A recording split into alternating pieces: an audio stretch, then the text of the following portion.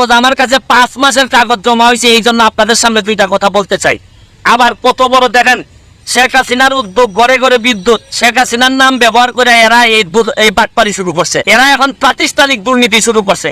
আরে ব্যক্তির বিরুদ্ধে তো কথা বলা যায়, এই এত বড় প্রতিষ্ঠানের বিরুদ্ধে কথা বলবেন আপনি কিভাবে? কার বিরুদ্ধে কথা বলবেন?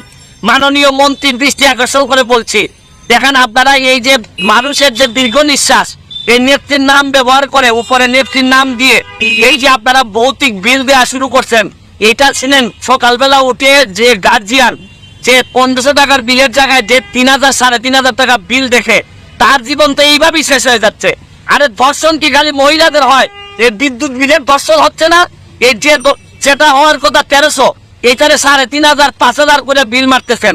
মানে আর বাঁচার কোনো পথ নাই। কারণ প্রাতিষ্ঠানিক দুর্নীতি যখন আপনি অবস্থান নিয়ে নেয়, তখন আমাদের যারা জনগণ আছে, জনগণের 12টা বেজে